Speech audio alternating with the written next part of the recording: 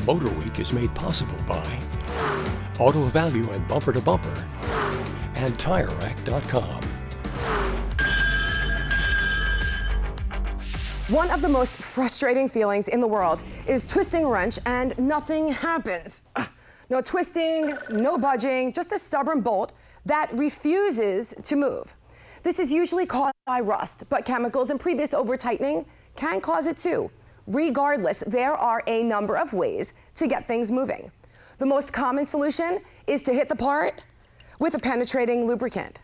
Now, after you've put on your glasses and your gloves, you're gonna spray that part liberally, like really hit those areas where the two parts meet. The more corroded, the more you should spray. And then let it sit. These lubricants need time to do their magic, usually like 15 minutes or so, but sometimes it can take an hour or overnight. And then, well, give it another crank. With any luck at all, it will start to give.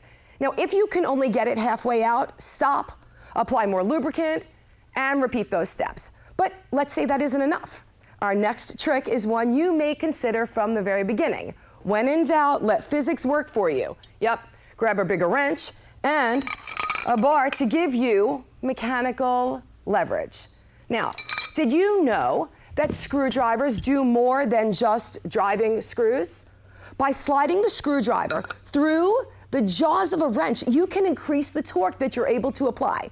Now, this is extremely helpful when you're working with seized threads and in tight places. But disclaimer, when doing this, please be careful. You don't want to suddenly break the bolt loose and then send your hand flying into a fender, which means wear gloves, apply pressure evenly, especially if the car is standing on jack stands.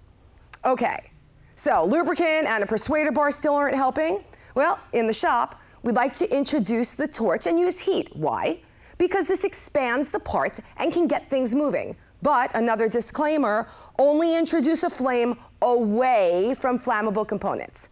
Now, if you're fortunate enough to have an air compressor, a pneumatic impact tools can also be your best bet. An impact wrench gives you rapid bursts of air-powered energy, shocking the bolt until it comes loose. This can break apart some of the rust, but again, be careful because too much of those rapid bursts and you could strip the bolt head.